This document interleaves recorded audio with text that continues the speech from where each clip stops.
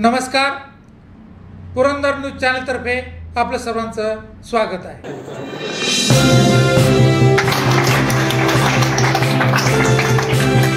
काही interaction channel आहे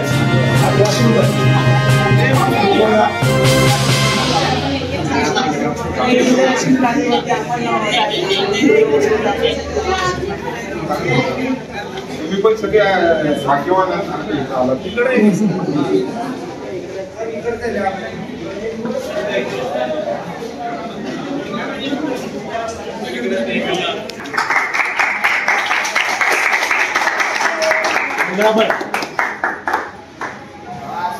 जिल्ह्यात ऑनलाईन वर्ग दाखवायचा असेल तर ते कॅमेरा चालू करून ठेवतात।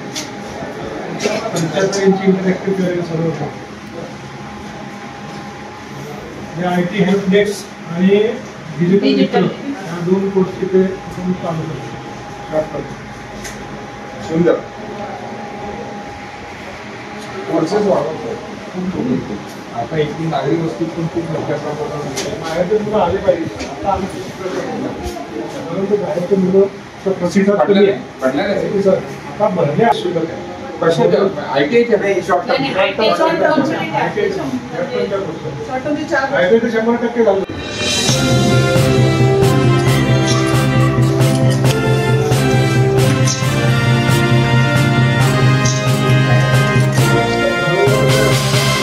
पब्लिक प्राइवेट पार्टनरशिप का एक शानदार उदाहरण भी बनेगा। लगभग 30,000 लीटर में फैला हुआ है एयरपोर्ट मुंबई, महाराष्ट्र और पूरे पश्चिम भारत को अर्थव्यवस्था के ये ग्रोथ इंजन भी बनने जा रहा है। हर साल 9 करोड़ यात्रियों के आगमन के साथ नवी मुंबई एयरपोर्ट का पूरा इकोसिस्टम युवाओं के लिए करीब 2 लाख से अधिक रोजगार की अपार संभावना भी ये एयरपोर्ट लेकर आ रहा है। यह सौभाग्य की बात है कि नवी मुंबई एयरपोर्ट का शिलान्यास और उद्घाटन हमारे आदरणीय लोकप्रिय प्रधानमंत्री नरेंद्र मोदी जी के द्वारा ही हुआ है। ये हम सबके लिए गर्व की बात है। 2015 से पहले नवी मुंबई प्रोजेक्ट कई सालों तक स्ट्राइक था। इस महत्वपूर्ण एयरपोर्ट पर हमारे प्रधानमंत्री मोदी जी ने विशेष ध्यान दिया और अपनी प्रगति योजना के माध्यम से नवी मुंबई एयरपोर्ट का सपना साकार कर आज दिखाया है। और आप यहाँ के जमीन भी देखेंगे तो 10 साल 15 साल पहले कोई यकीन नहीं मान सकता कि यहाँ पे इतना शानदार एयरपोर्ट भी बनेगा। तो इसके लिए मैं खासकर राज्य सरकार, CIDCO, airport authority of India, Adani का ग्रुप और यहाँ पर काम कर रहे लाखों रोजगार वर्कर हो, लेबर हो, इंजीनियर्स हो, उन सबको मैं बधाई देता हूँ कि आज भारत की पहचान को आगे बढ़ाने के जो काम यहाँ पे ये मुंबई के अंतरराष्ट्रीय हवाई अड्डा जो करेगा, ये हम सब के लिए गर्व की बात है। और आज हम जब टर्मिनल बिल्डिंग की देख रहे थे, मुझे विश्वास है जो भी यात्री यहाँ से ये टर्मिनल बिल्डिंग से जाएंगे, चाहे वो देश के हो, खासकर महाराष्ट्र के कोई भी हो, आप सबको एक बहुत बड़ा गर्व महसूस होगा ये इंटरनेशनल एयरपोर्ट के इस्तेमाल करने के बाद। और आज जब देश की फाइनेंशियल कैपिटल को नवी मुंबई एयरपोर्ट समर्पित हो रहा है, तो नेशनल कैपिटल के पास भी दूसरा एयरपोर्ट ये भी मैं बोलना चाहूंगा कि ये देश का सबसे पहला मेट्रोपॉलिटन सिटी है जहां पे दूसरा इंटरनेशनल एयरपोर्ट जहां बना है, वो खासियत भी आज मुंबई में हासिल किया है। और विकसित भारत 2047 के विजन के तहत हम अगले 30 वर्ष में 2000 नए एयरपोर्ट भी हमारे आदरणीय प्रधानमंत्री जी के मार्गदर्शन में बनाने जा रहे हैं। भारत की यह उड़ान केवल विकास की नहीं पर विश्वास की उड़ान भी है। अंत में मैं ये कहना चाहूंगा कि डबल एयरपोर्ट सिटी बनने के बाद अब मुंबई आदरणीय मुख्यमंत्री देवेंद्र फडणवीस जी और उप मुख्यमंत्री एकनाथ शिंदे जी और अजित पवार जी के त्रिवेणी मार्गदर्शन के अपने तीसरे एयरपोर्ट के लिए भी एक कार्य शुरू करने का काम कर रहे हैं, जो बागबान एयरपोर्ट के पास ऑफशोर एयरपोर्ट बनने का एक विजन भी रखकर आगे बढ़ रहे हैं। और मैं एक चीज कहना चाहूंगा कि आज हमारे प्रधानमंत्री नरेंद्र मोदी जी जो हर बार हमारे भारत के युवाओं को आगे बढ़ाने का काम करते हैं, काफी एनकरेज करते हैं, मोटिवेट करते हैं, तो मुझे गर्व है मैं देश का सबसे युवा केंद्र मंत्री हूं। उनके आशीर्वाद से मुझे ये बनने का अवसर मिला है और मेरा सौभाग्य है कि ये अंतर्राष्ट्रीय हवाई अड्डा के इस उद्घाटन के कार्यक्रम में नागर विमानन मंत्री होने के नाते मुझे यहाँ भाग लेने का एक स्वर्णिम अवसर भी मुझे भी मिला है। और मैं आंध्रा से आता हूँ, मैं कोशिश करता हूँ, सब लोगों ने मराठी में बोला तो मैं 2 शब्द मराठी में भी बोलने की कोशिश करता हूँ, अगर कुछ गलतियां हो तो मुझे माफ करें। भारतातील कानाकोपऱ्यामधून अनेक भारतीय स्वतःचे स्वप्न पूर्ण करण्यासाठी या स्वप्न नगरी असलेल्या मुंबई शहरात येतात। अनेक जण या शहरातून इतर देश विदेशामध्ये जाण्यासाठी त्यांची घरोघराने घेतात। त्या सर्वांच्या स्वप्नांना बळ देणारी एक अमूल्य भेट आज लोकार्पण करण्यात येत आहे, याचा मला खूप आनंद है। एक बार फिर मुंबई वासियों को इस स्वर्णिम क्षण की हार्दिक शुभकामनाएं देता हूँ। मुंबई तो हर भारतीय के लिए सपनों का एक शहर है, अब दुनिया भर के लिए एक ड्रीम डेस्टिनेशन बनने जा रहा है। इसी बात के साथ मैं समाप्त करता हूँ। जय हिंद, जय भारत, जय भारत।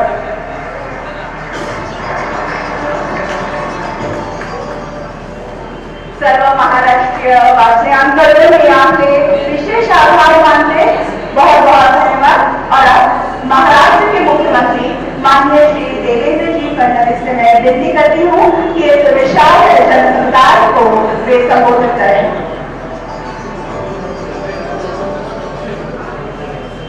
हिंदवी स्वराज्याचे संस्थापक छत्रपती शिवरायांना मानाचा मुजरा करतो। भारतीय राज्यघटनेचे शिल्पकार भारतरत्न डॉक्टर बाबासाहेब आंबेडकर यांना मानवंदना अर्पित करतो। भूमिपुत्रांच्या हक्काकरता ज्यांनी मोठा लढा उभारला ते लोकनेते दिबा पाटील यांच्याही स्मृतींना या ठिकाणी उजाळा देतो। आणि आज आपल्या या विमानतळाच्या उद्घाटनाकरता उपस्थित झालेले अखिल विश्वातील सर्वाधिक लोकप्रिय नेते आणि नव भारताचे निर्माते आदरणीय प्रधानमंत्री नरेंद्र मोदीजींचं या ठिकाणी मनपूर्वक स्वागत करतो।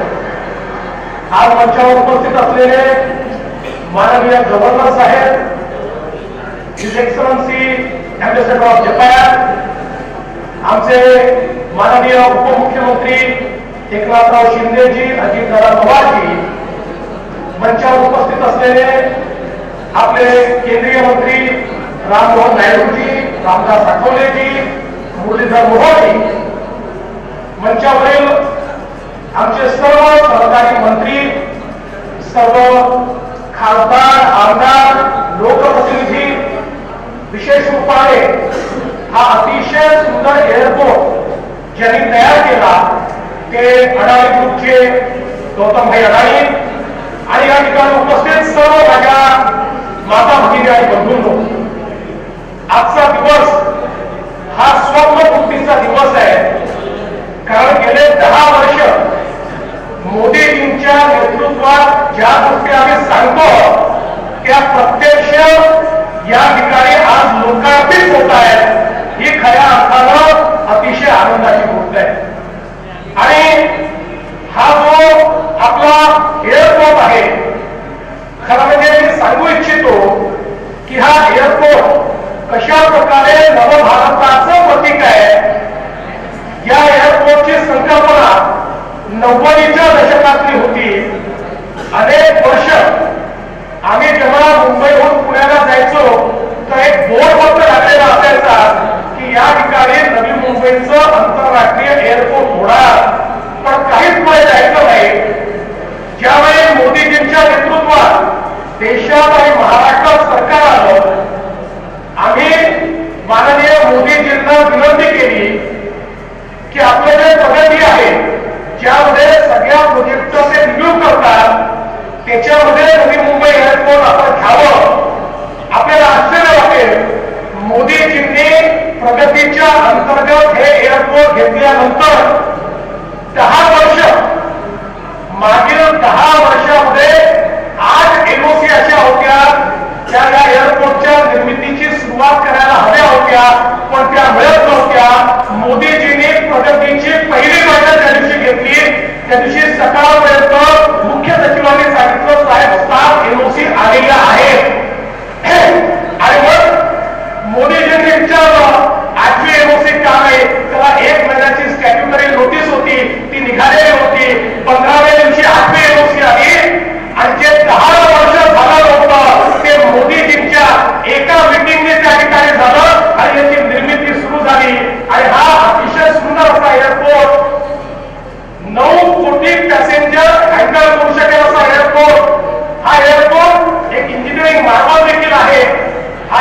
एअरपोर्ट बनवण्याकरता या ठिकाणी पहाड देखील क्लिअर करावा लागला.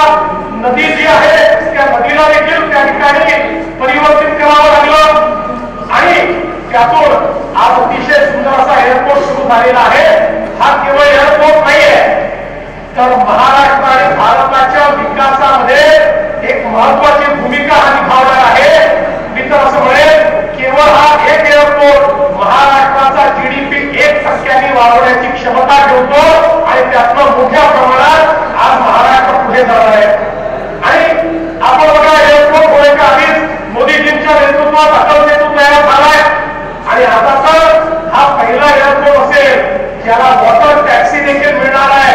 म्हणजे इथल्या वॉटर टॅक्सी मध्ये बसून हे गेटवे ऑफ इंडियाला आपल्याला जाता येईल, कुठलाही ट्रॅफिक या ठिकाणी असणार नाही, अशा प्रकारची व्यवस्था या एअरपोर्टने या ठिकाणी केली आहे. दुसरा महत्वाचा जो आपला प्रकल्प आहे, आपली 40 किलोमीटरची अंडरग्राउंड मेट्रो. ही मेट्रो देखील मोदीजींच्या आशीर्वादाने वेगवेगळे अडथळे पार पाडत गेली. मला अभिमान आहे, देशातली सगळ्यात मोठी अंडरग्राउंड मेट्रो ही मुंबईमध्ये आपण तयार करू शकलो आणि साऊथ टू नॉर्थ कनेक्टिव्हिटी आपण त्या ठिकाणी केली. पण ही करत असताना शिंदे साहेबांनी सांगितलं वेगवेगळे अडथळे तर आले, पण green tribunal, high court, supreme court, review petition अशा अनेक अडथळ्यांची शर्यत पार करत आम्ही इथं काम पूर्ण करू शकलो. याचं कारण या प्रत्येक क्षणाला माननीय मोदीजी आमच्या पाठीशी होते. प्रत्येक क्षणाला केंद्र सरकार आमच्या पाठीशी उभं होतं आणि मग हे सगळे अडथळे पार झाले आणि एक इंजिनिअरिंग मार्बल अशा पद्धतीने आपण हे करू शकलो. I would also like to thank his excellency ambassador of Japan for the help extended by the government of Japan and JICA to construct this 40 kilometres underground metro. त्यांच्या मदतीकरता मी त्यांचे अतिशय मनापासून आभार मानतो. आणि यासोबत खरं म्हणजे आज एक अजून तिसरं स्वप्न आपलं पूर्ण होत आहे. मोदीजींनी आपल्याला आदेश दिला होता की ट्रान्सपोर्टेशन सिस्टीमचं इंटिग्रेशन झालं पाहिजे. जोपर्यंत सगळ्या ट्रान्सपोर्टेशन सिस्टीम या एका तिकिटावर आणि एका प्लॅटफॉर्मवर येत नाही, तोपर्यंत एंड टू एंड सोल्युशन मिळत नाही आणि त्या ठिकाणी लोकांना फायदा होत नाही. आज आपण मुंबई वन हे आपलं ऍप या ठिकाणी मोदीजींच्या हस्ते लॉन्च करतोय.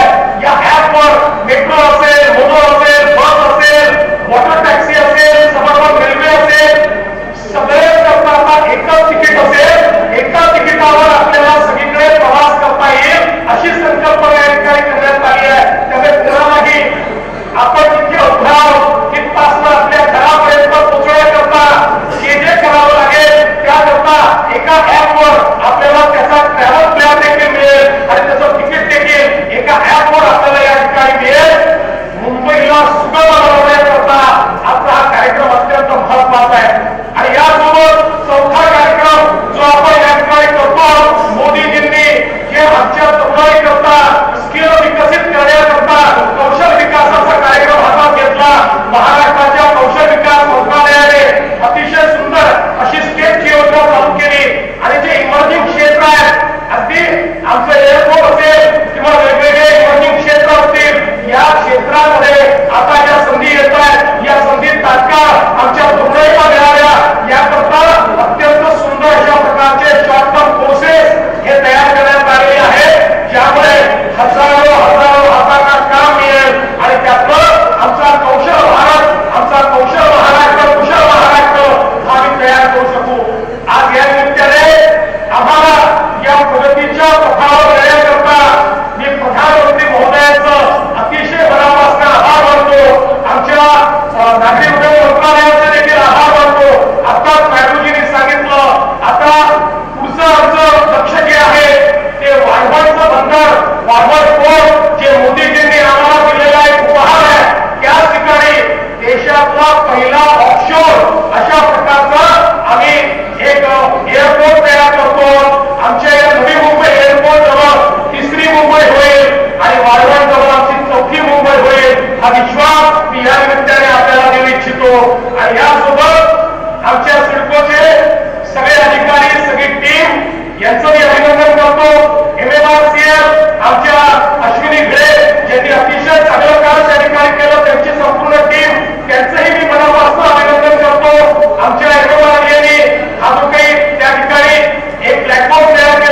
त्यांचंही अभिनंदन करतो आणि कौशल्य विकास विभागाचं अभिनंदन करत मी मोदीजींना एवढीच विनंती करतो कि मोदी जी आप हमेशा महाराष्ट्र के पीछे चट्टान की तरह खड़े हैं, इसीलिए महाराष्ट्र आगे जा रहा है, ये महाराष्ट्र रुकने वाला नहीं है और आपका आशीर्वाद में रुकने वाला नहीं है।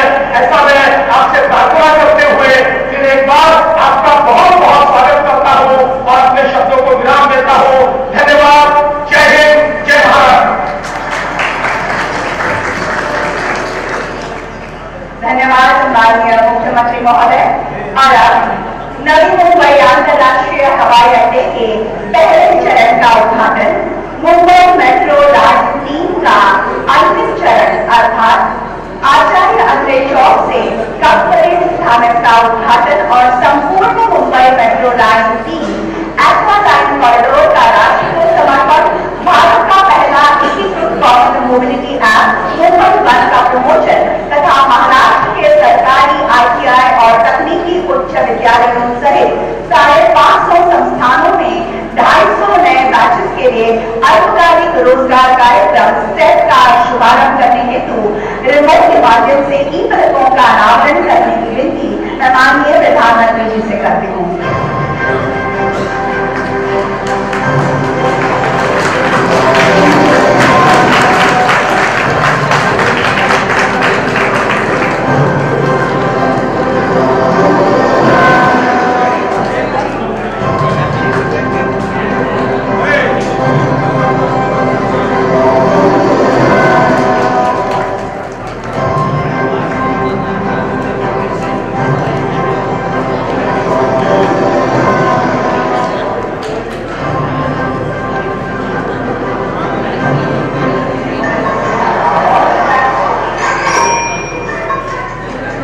मुंबई की स्पिरिट जितना ही बोल्ड गिफ्ट आज हमें मिला है। ये मुंबई इंटरनेशनल एयरपोर्ट। आज भारत दुनिया का तीसरा सबसे बड़ा डोमेस्टिक एविएशन मार्केट है। हम वर्ल्ड क्लास एयरपोर्ट इंफ्रास्ट्रक्चर में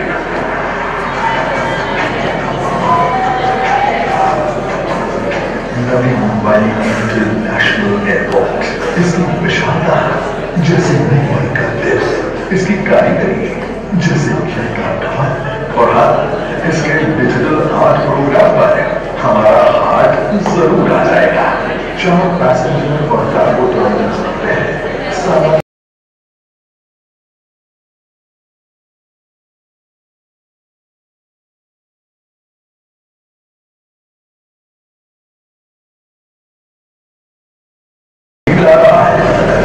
अटल सेतु नवी मुंबई इंटरनेशनल एयरपोर्ट को दक्षिण मुंबई से तेज और सिग्नल फ्री मार्ग द्वारा जोड़ेगा और आगे से भी बर्नी एलिवेटेड लिंक व मुंबई कोस्टल रोड तक पहुंच प्रदान करेगा। मुंबई हैदराबाद हाई स्पीड रेल एयरपोर्ट के पूर्वी क्षेत्र से गुजरेगी। ये सब कुछ बन रहा है 1 लाख करोड़ के विशाल निवेश के साथ, जिससे 1 लाख से भी अधिक लोगों को मिलेगा रोजगार। अराइवल और डिपार्चर के बीच भारत को $5 ट्रिलियन इकोनॉमी बनाने की तैयारी हो रही है। 2 इंटरनेशनल एयरपोर्ट्स के साथ अब मुंबई और Navi Mumbai international aviation hub बनने जा रहे हैं और पहले चरण में 2 करोड़ की पैसेंजर्स क्षमता और 8 लाख मेट्रिक टन कार्गो क्षमता और 1 रनवे के साथ ये शानदार एयरपोर्ट देश को समर्पित है। विकसित भारत का डेस्टिनेशन हम ज्यादा नहीं है। Welcome on board.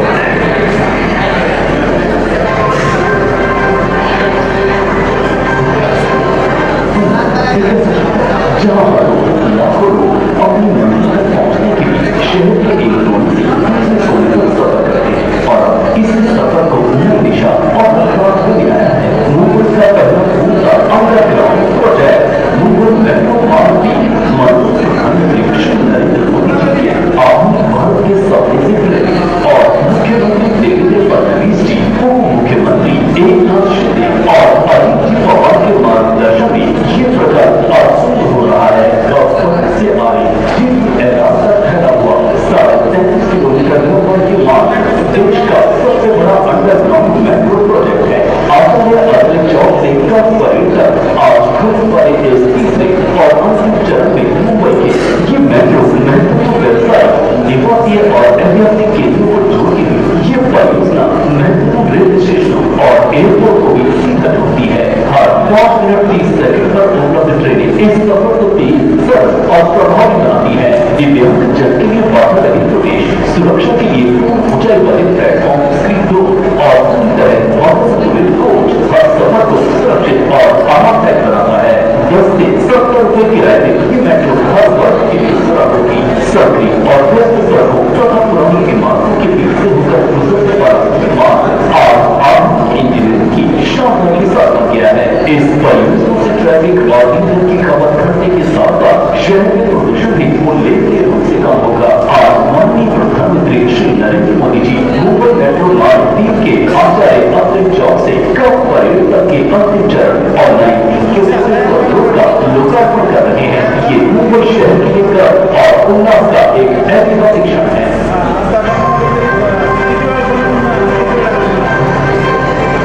माननीय प्रधानमंत्री श्री नरेंद्र मोदी जी का विजन है भारत के परिवहन तंत्र को डिजिटल प्रणाली इस्तेमाल कर सुचारू रूप से चलाना। प्रस्तुत है मुंबई वन ऐप, जो मुंबई शहर और उपनगरों के सभी सार्वजनिक परिवहन का है एक digital gateway. Metro line, monorail, bus और मुंबई लोकल ट्रेन सभी की यात्रा एक ऐप और एक QR कोड से आपकी यात्रा का सरल रास्ता बताएगा। Glad journey. आप किसी छोटे रूट के लिए क्विक बुकिंग का विकल्प भी चुन सकते हैं। अपनी पसंद से भुगतान करें। UPI, credit card, debit card या इंटरनेट बैंकिंग, सब कुछ सुरक्षित और आसान इस सुपर ऐप में।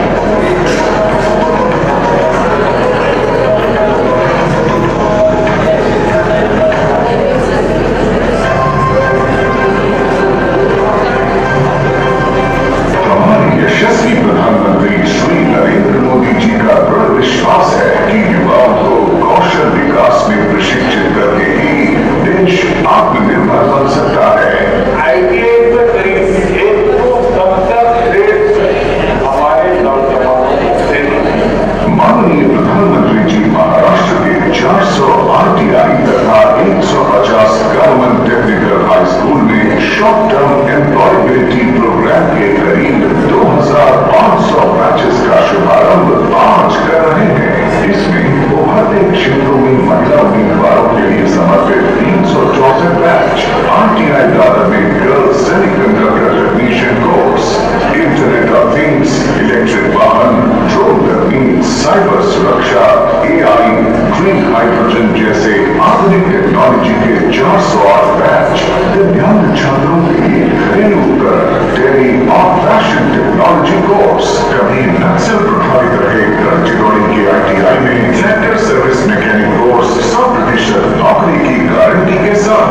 कौशल रोजगार उद्यमशीलता व नवाचार विभाग महाराष्ट्र सरकार माननीय प्रधानमंत्री जी के मार्गदर्शन से महाराष्ट्र को वैश्विक कौशल विकास केंद्र बनाने की दिशा में तेजी से अग्रसर है।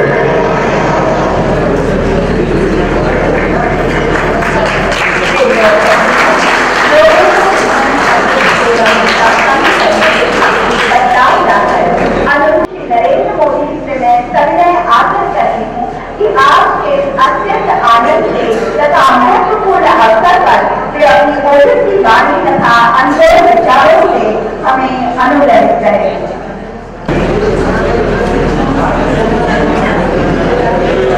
महाराष्ट्र के राज्यपाल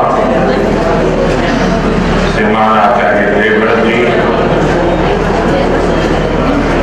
यहाँ के लोकप्रिय मुख्यमंत्री देवेंद्र फडणवीस जी, केंद्रीय मंत्रिमंडल के मेरे सहयोगी रामदास आठवले जी, KR नायडू जी, मुरलीधर मोहन जी, महाराष्ट्र सरकार के उप मुख्यमंत्री एकनाथ शिंदे जी, अजीत पवार जी, अन्य मंत्रीगण, भारत में जापान के राजदूत केइची ओनो जी, अन्य महानुभाव, भाई और बहन, विजयादशमी झाली, कोजागरी पौर्णिमा झाली आणि आता 10 दिवसांनी दिवाळी. तुम्हाला या सर्वांसाठी खूप खूप शुभेच्छा देतो.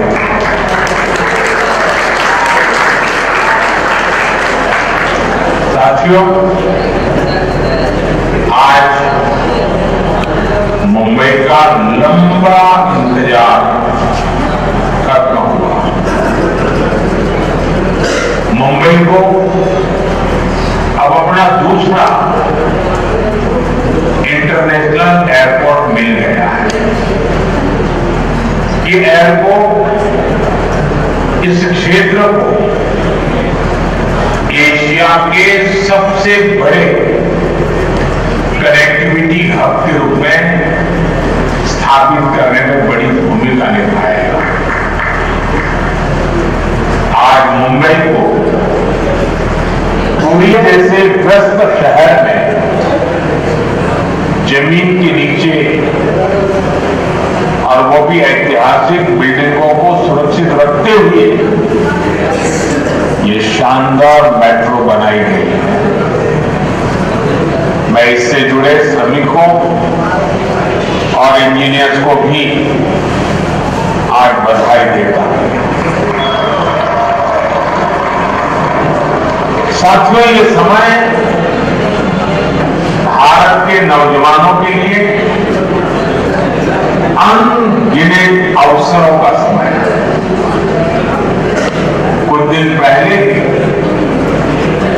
देश की अनेक आईटीआई को इंडस्ट्री से जोड़ने के लिए 60,000 करोड़ रुपए की पीएम सेतु स्कीम लॉन्च हुई है. आज से महाराष्ट्र सरकार ने सैकड़ों आईटीआई और तकनीकी स्कूलों में नए प्रोग्राम का शुभारंभ किया है. इसके स्कूलों में पढ़ने वाले बच्चों को भी drone, robotics, electric vehicle, solar energy, green hydrogen, ऐसी अनगिनत नई टेक्नोलॉजी की ट्रेनिंग मिल पाएगी. मैं महाराष्ट्र के युवाओं को बहुत बहुत शुभकामनाएं देता हूं. साथियों, आज इस बड़े अवसर पर मैं महाराष्ट्र के सपूत लोक नेता दीवा पाटिल जी को भी याद कर रहा हूं. उन्होंने समाज के लिए, किसानों के लिए जिस सेवा भाव से काम किया वो हम सभी के लिए प्रेरणा है. उनका जीवन समाज जीवन में काम करने वालों को हमेशा प्रेरित करता है. साथियों, आज पूरा देश विकसित भारत के संकल्प की सिद्धि में जुटा है. विकसित भारत यानी जहां गति भी हो और प्रगति भी हो, जहां लोक हित सर्वोपरि हो, जहां सरकार की योजनाएं देशवासियों का जीवन आसान बनाए. अगर आप बीते 11 वर्षों की यात्रा पर नजर डालें तो भारत के कोने कोने में इसी भावना से तेज गति से काम हो रहा है. जब वंदे भारत सेमी हाईस्पीड ट्रेनें पटरियां पर दौड़ती है, जब बुलेट ट्रेन का काम रफ्तार पकड़ता है, जब चौड़े हाईवे और एक्सप्रेसवे नए शहरों को जोड़ते हैं, जब पहाड़ों को चीरकर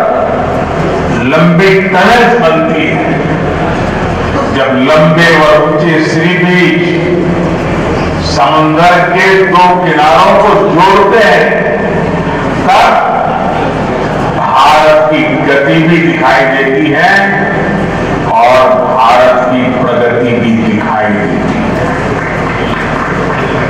तब भारत के नौजवानों की उड़ान को नए पंख लगते हैं। साथियों, आज का कार्यक्रम भी इसी सिलसिले को आगे बढ़ा रहा है। नवी मुंबई इंटरनेशनल एयरपोर्ट एक ऐसा प्रोजेक्ट है जिसमें विकसित भारत की झलक है। ये छत्रपति शिवाजी महाराज की धरती पर बना है और इसका आकार कमल के फूल जैसा है, यानी ये संस्कृति और समृद्धि का जीवंत प्रतीक है।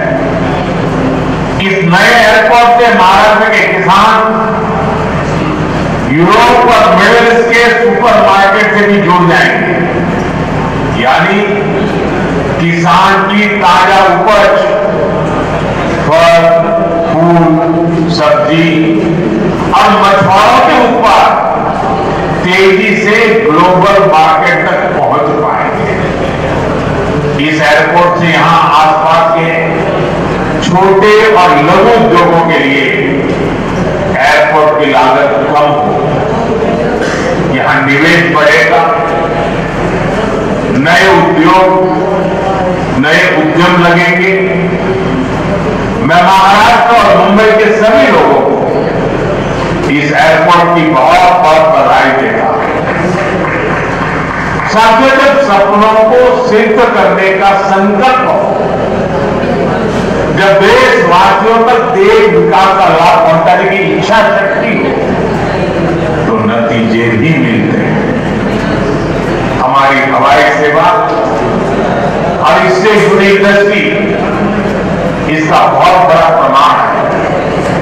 आपको याद होगा 2014 में जब देश ने मुझे अवसर दिया तो मैंने कहा था कि मेरा सपना है कि हवाई चप्पल पहनने वाला भी हवाई सफर कर सके। इस सपने को पूरा करने के लिए बहुत जरूरी था कि देश में नए नए एयरपोर्ट बनाए गए। हमारी सरकार ने इस मिशन पर गंभीरता से काम शुरू किया। बीते 11 साल में देश में एक के बाद एक नए एयरपोर्ट बनते गए।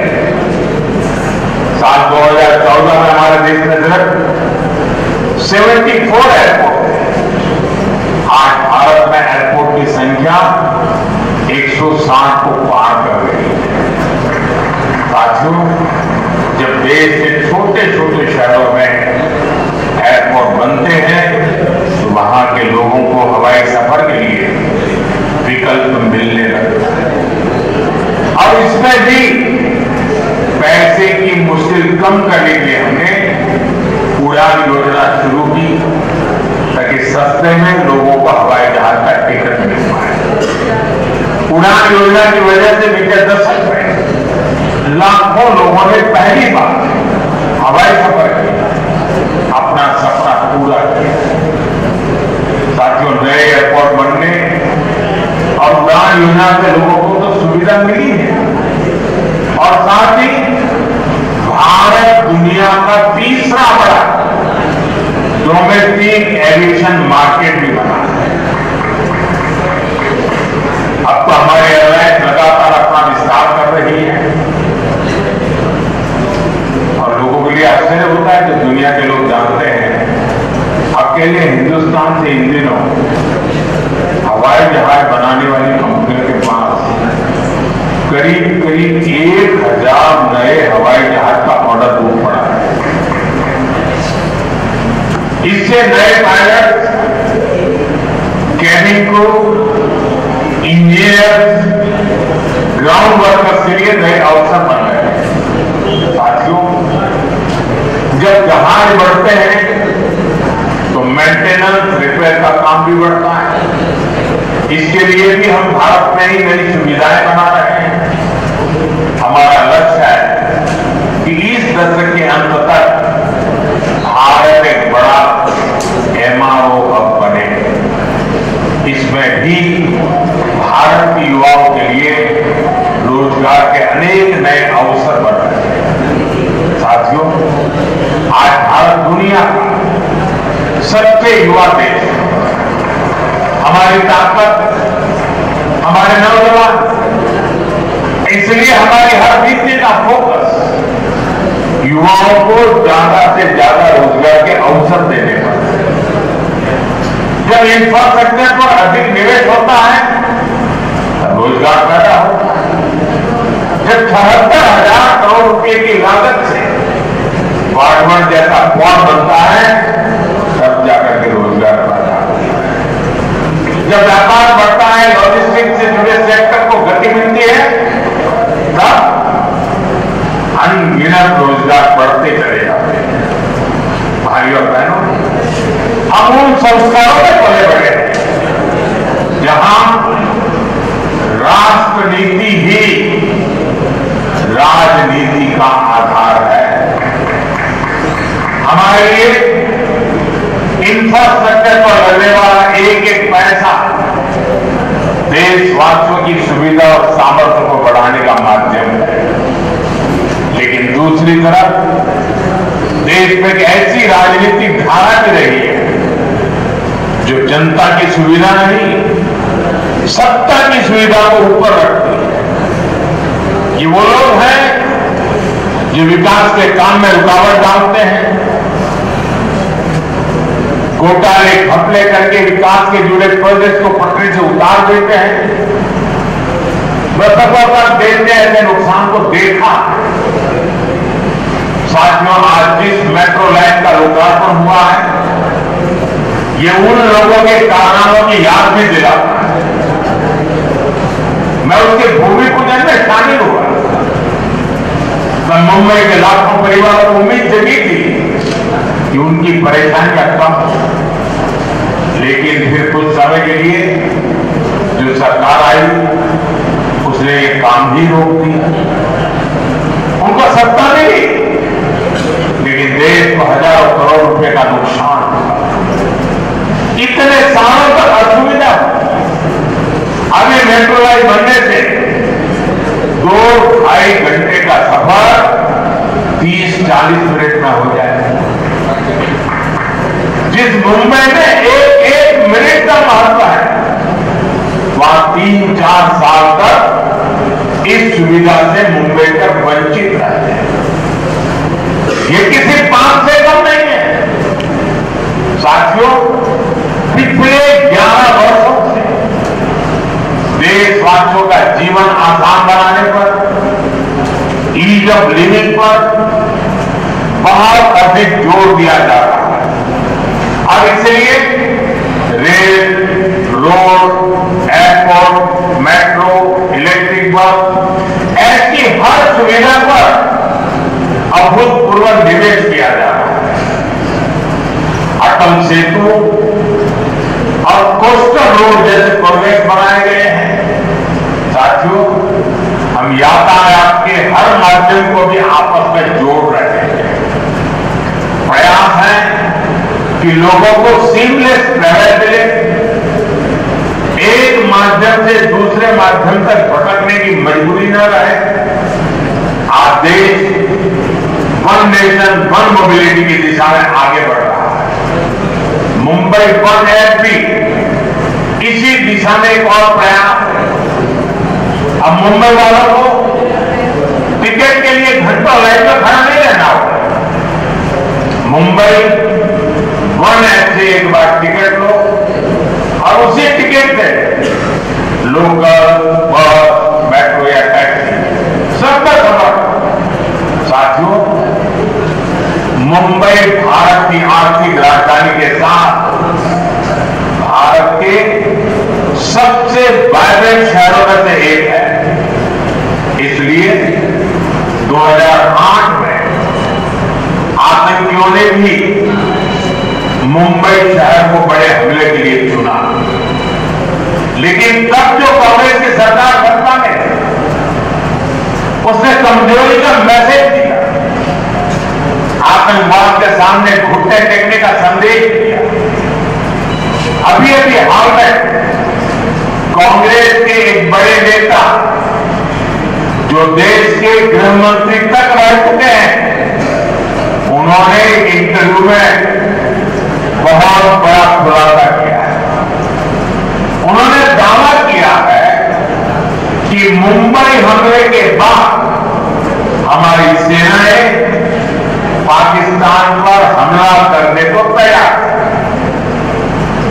पूरा देश भी उस समय यही चाहता था, लेकिन उस कांग्रेस नेता की माने तो किसी दूसरे देश के दबाव के कारण तब कांग्रेस सरकार ने भारत की सेनाओं को पाकिस्तान पर हमला करने से रोक दिया था।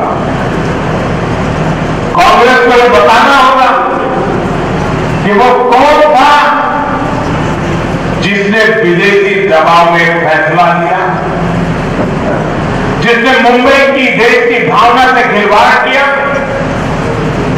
और देश को ये जानने का हक है कांग्रेस की इस कमजोरी ने आतंकवादियों को मजबूत किया, देश की सुरक्षा को कमजोर किया,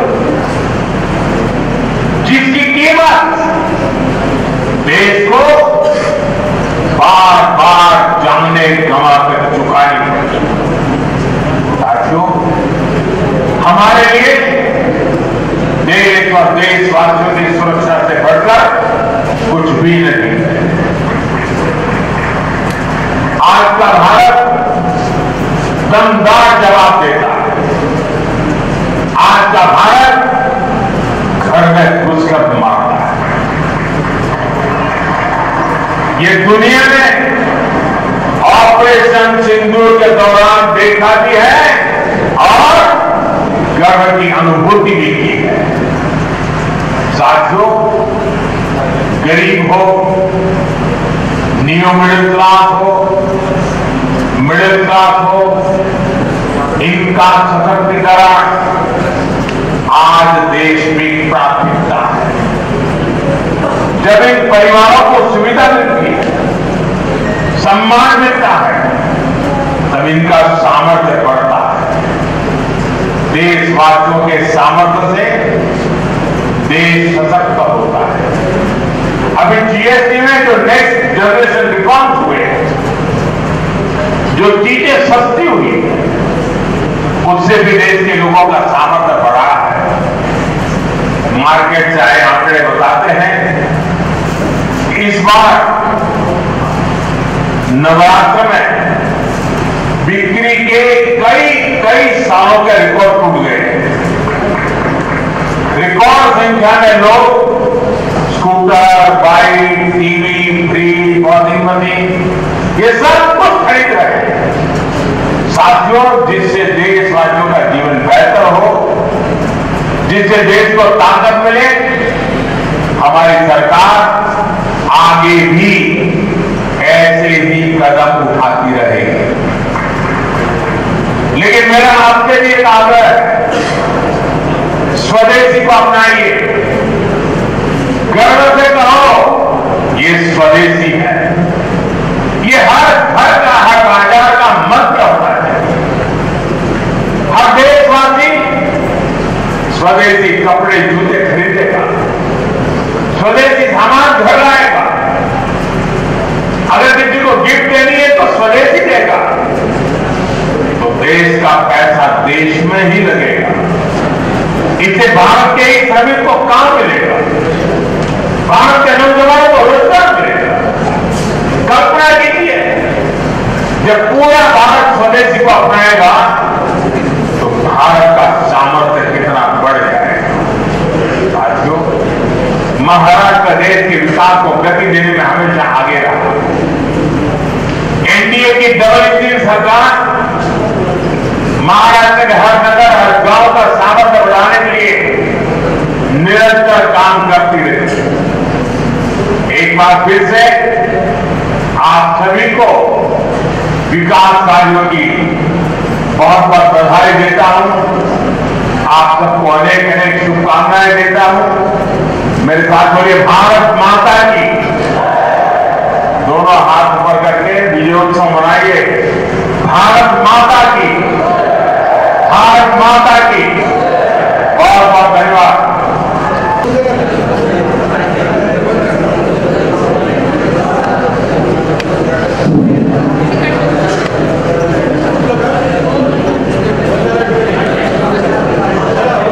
आताच आपल्याला आपल्या देशाचे पंतप्रधान नरेंद्र मोदीजी यांनी खूप छान असं मार्गदर्शन केलेलं आहे आणि यानंतर आपल्यासाठी जे प्रमुख वक्ते म्हणून राहिलेले आहे सी बर्गे मॅडम, विश्वकर्मा लाभार्थी, पुरंदर तालुका प्रथम लाभार्थी होण्याचा ज्यांनी मान भेटला अशा आमच्या श्रीमती सी बर्गे मॅडम यांना विनंती करतो की त्यांनी आपला प्रवास या ठिकाणी विश्वकर्मा लाभार्थी होण्यासाठी कशा पद्धतीने तिथपर्यंत पोहोचले आणि पुरंदर तालुक्याचा प्रथम लाभार्थी होण्याचा मान कसा मिळवला याबद्दल थोडंसं आमच्या युवकांना मार्गदर्शन करावं असं मी त्यांना विनंती करतो.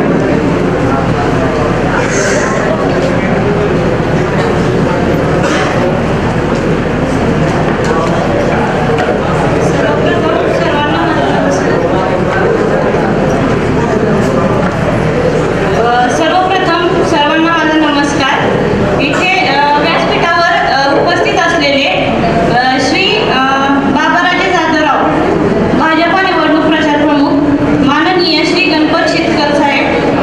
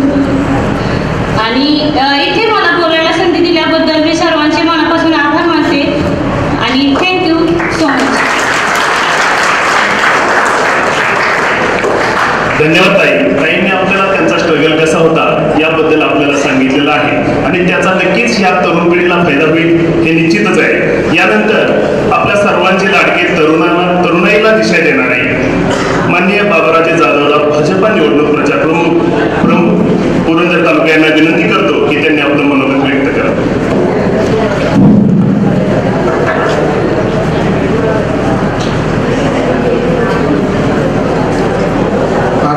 दिवे ITI केंद्रामध्ये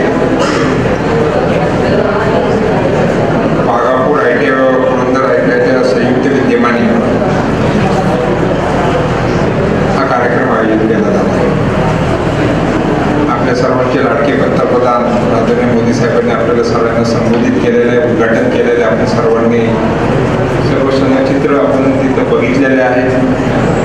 आणि या कार्यक्रमाला प्रमुख पाहुणे म्हणून लाभलेले आत्ताच गेलेले सुनील देशपांडे असतील, आमचे अनिलराव असतील, प्रदीप सर असतील ज्यांनी आता मार्गदर्शन केलं, त्या लाभार्थी बडगे मॅडम असतील, संस्थेचे प्राचार्य दानोरकर साहेब, टीचिंग नॉन टीचिंग स्टाफ, सर्व विद्यार्थी. अनेक वेळा मी इथे येतो, अनेक वेळा विद्यार्थ्यांना मार्गदर्शन करतो. आज आनंद वाटला. दानोरकरांच्या माध्यमातून, त्यांच्या संपूर्ण सहकार्यांच्या माध्यमातून ITIचं रंगरूप बदललेलं आहे.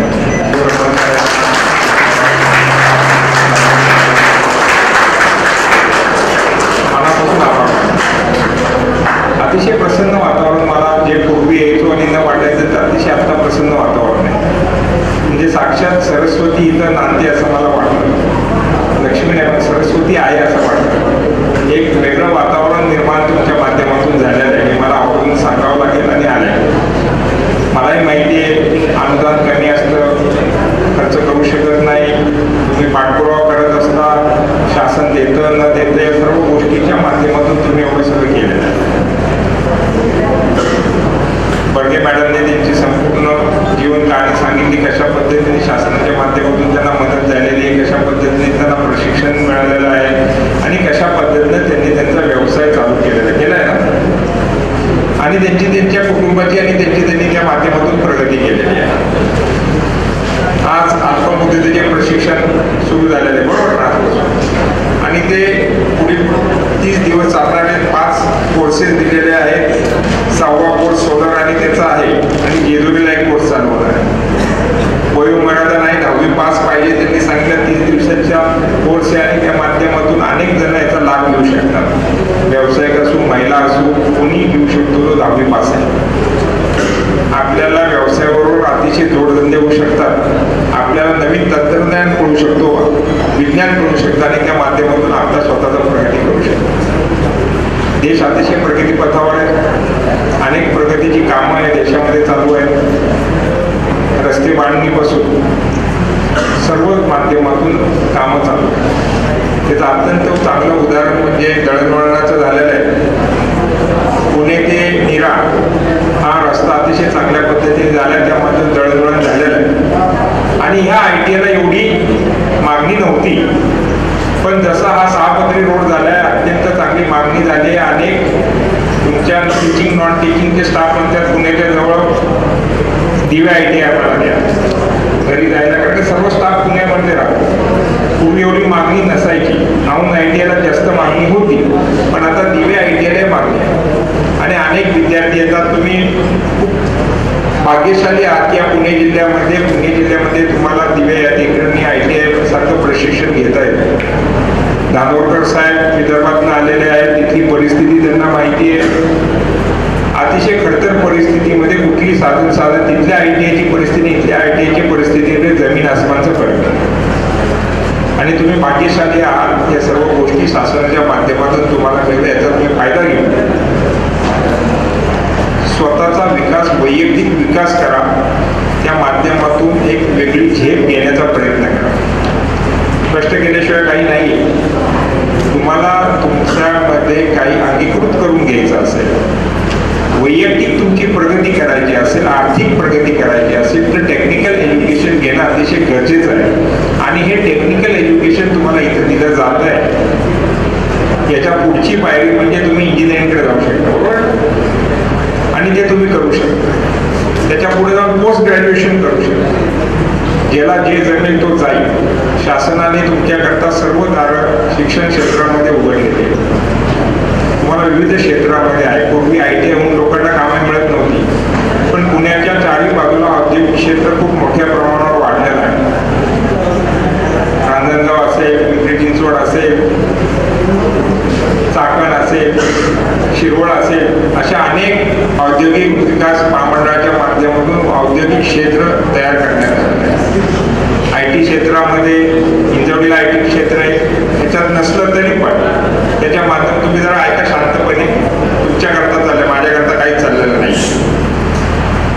मी येतो, तुमच्यामध्ये लोक जागृती करतो. तुमच्या लेखाही विद्यार्थी जर त्याच्यातनं काही घेऊ शकला आणि तुमची प्रगती झाली तर मी समजू शकतो. मी जे काही अर्धा एक तास बोलतोय तुमच्याकरता आपल्या वैयक्तिक माझ्या पक्षाबद्दल मी काय बोलतो. मी तुमच्याकरता तुमच्याकरता वैयक्तिक तुमची प्रगती होईल, तुमच्यामध्ये काहीतरी भर पडावी याच्याकरता पोट तिडकीने बोलत असतो. आलेल्या 100% विद्यार्थ्यांना काय करायचं असतं, काही जणांना आई वडील पाठवतात म्हणून जायचं असतं, काहींना डिग्री घ्यायची असते म्हणून करायची असतं. पण काही अशा हाताच्या पोटावर मोजणारी लोक असतात की त्यांना खऱ्या अर्थानं खडतर परिस्थितीवर मात करून, आपली असणारी परिस्थितीवर मात करून आपल्या घरच्यांना आणि आपली परिस्थिती बदलायची जे स्वप्न बघतात ते स्वप्न साकार करण्याचा प्रयत्न करण्याकरता इथे शिकत असतात. आणि त्या विद्यार्थ्यांकरता मी सर्व काही सांगत राहिलो. प्रत्येकाला आपलं आयुष्यमान सांगितलं.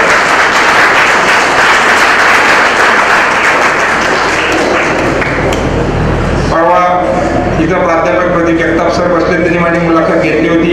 IT पार्क समोर आलेल्या तुमच्या विरुद्ध दिशेला आल्या. काही नाही दिवसानंतर ITचं प्रशिक्षण तुमच्या माध्यमातून दिलं जाणार, कारण का सगळं बदलत आहे, सर्व काही दिशा बदलत आहे. त्यामुळे सर्व शिक्षण पद्धती प्रणाली बदलली जात आहे.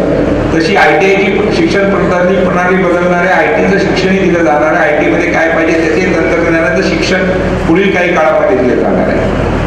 आणि त्याच्या संदर्भात मी तिथं सांगितलं होतं की पूर्वी मुलांनी इंजिनिअरिंगला ऍडमिशन घेतली की तो अमेरिकेला जायचे स्वप्न बघत होता.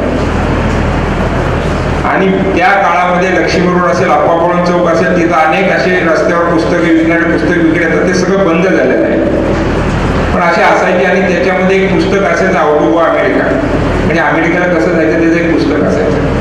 आणि त्याच्यावर अमेरिकेत असं विमानासारखं असं आपण ते बनवत असं चित्र असायचे, ते फार खपले जायचे. ते लाखो पुस्तकही खपली गेली. कारण का प्रत्येकाला भवितव्य बनवण्याकरता परदेशात गेलं की आपलं भवितव्य चांगलं होतं. अनेक जण गेले, अनेक जणांनी त्यांची भवितव्य बनवली, अनेक जण तिथं प्रस्थापित झाले, स्थायिक झाले, तिथल्या सिटिझनशिप घेतल्या. पण परवा दिवशी जे काही विसा संदर्भात आलं त्याच्यानंतर त्यांनी माझी मुलाखत घेतली. सर तो काळ आणि आत्ताच्या काळामध्ये खूप फरक आहे. 40 वर्षापूर्वीचा काळ आणि आत्ताच्या काळामध्ये फरक. 40 वर्षापूर्वीचा भारत आणि आता त्या काळी 2 हाताला काम नसायचं, अन्न मिळत नव्हतं, कपडे नसायचे घालायला. ती परिस्थिती आज या देशामध्ये नाही. आज हा देश प्रगतीपथावर आहे. स्पेंडिंग नेचर चांगलं झालं. स्पेंडिंग म्हणजे आपल्या खिशामध्ये पैसे आले. पूर्वी 10 आणि 5 रुपयाला किंमत होती, आता 10-5 रुपये लोकांना पैसे आले. देशाची प्रगती आहे.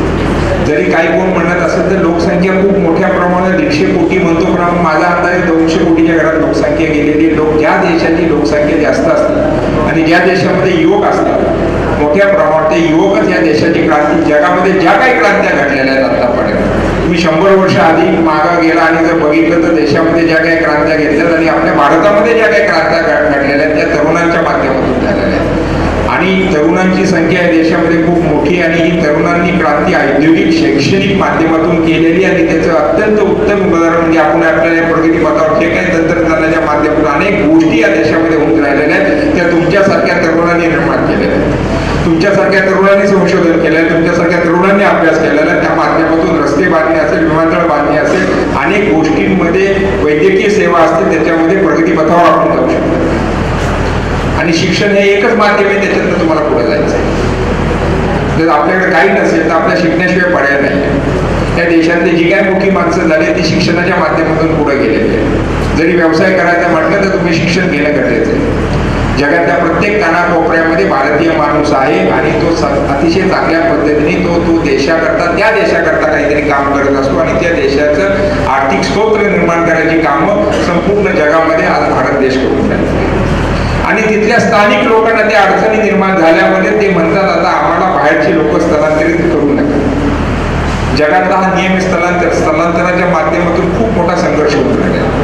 आपल्या इतर प्रांतातले लोक आपल्या महाराष्ट्रात नको आहेत, देशाला इतर देशांना भारतीय लोक त्यांच्या देशात नको आहेत.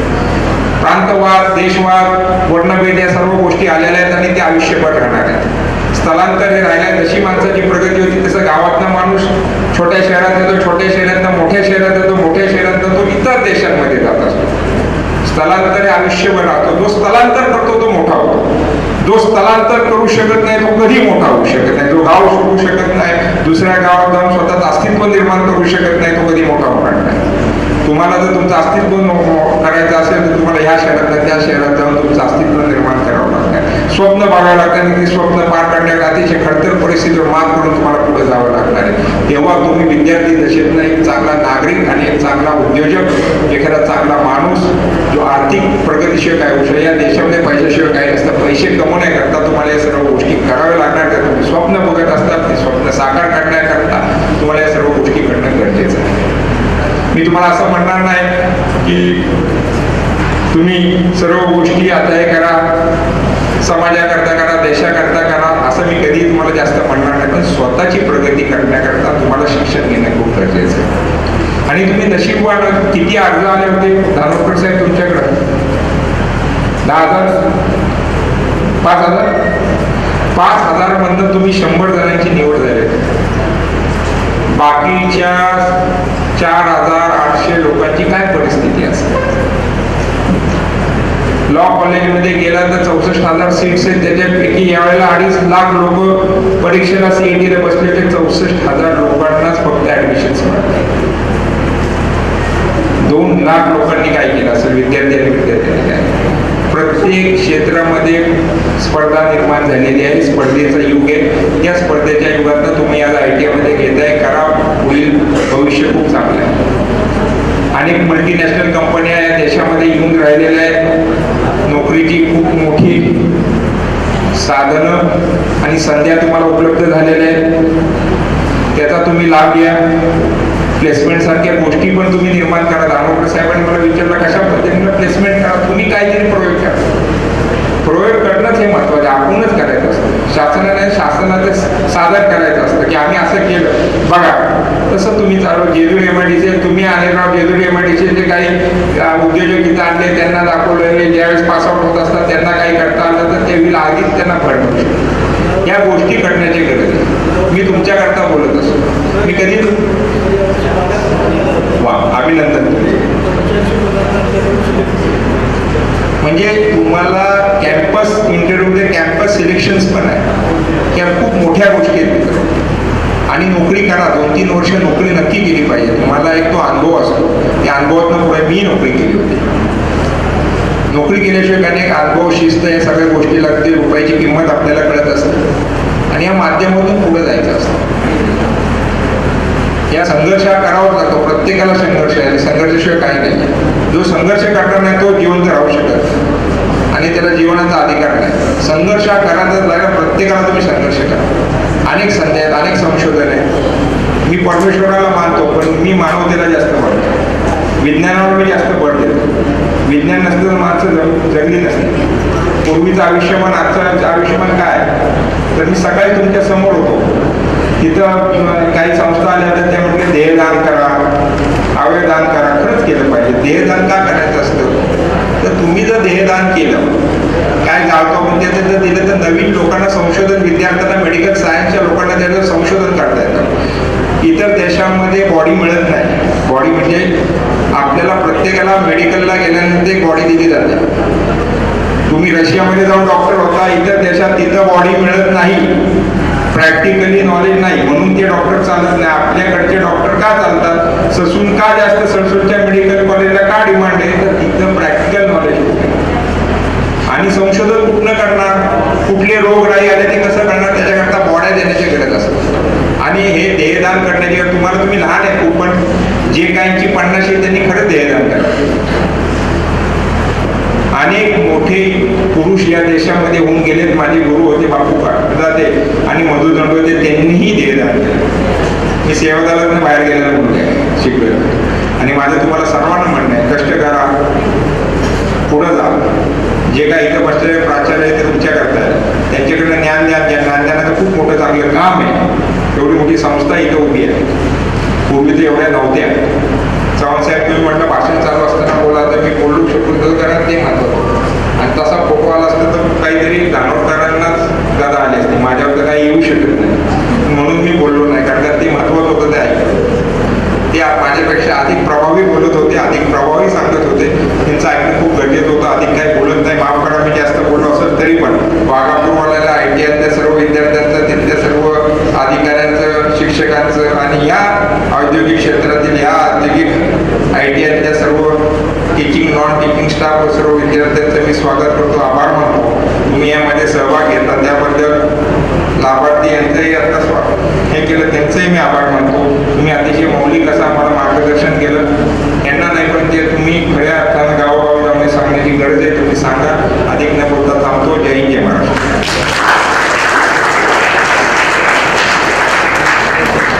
धन्यवाद सर. खूप सुंदर असं मार्गदर्शन युवकांना आणि आमच्या प्रशिक्षणार्थ्यांना केलेलं आहे, जेणेकरून कोणीही बोलत असताना आपण त्यांचं जे अनुभव आहे ते ऐकून घेतलेच पाहिजेत आणि त्याचा समाजामध्ये आपल्याला उपयोग होणार आहे, ह्यासाठी हे सर्व राबवलं जात आहे. आपण जर गडबड गोंधळ करत असाल तर हे चाललंय कोणासाठी हे तुम्ही समजून घेतलं पाहिजे. यानंतर सर्वात महत्वाचा आणि शेवटचा गोड समारंभ म्हणजे आभार प्रदर्शन. कृतज्ञतेचा क्षण आला ज्यांनी हे स्वप्न साकारले त्यांना सलाम. कृतज्ञतेचा क्षण आला ज्यांनी हे स्वप्न साकारले त्यांना सलाम. या कार्यक्रमाच्या यशस्वी आयोजनात सहभागी झालेले सर्व मान्यवर, अधिकारी, कर्मचारी, विद्यार्थी आणि सहयोगी संस्थांचे मी आणि आमची संस्था मनपूर्वक आभार मानतो. यानंतर या कार्यक्रमाचा समारोप राष्ट्रगीताने होईल, यासाठी सर्वांनी उभे राहायचे.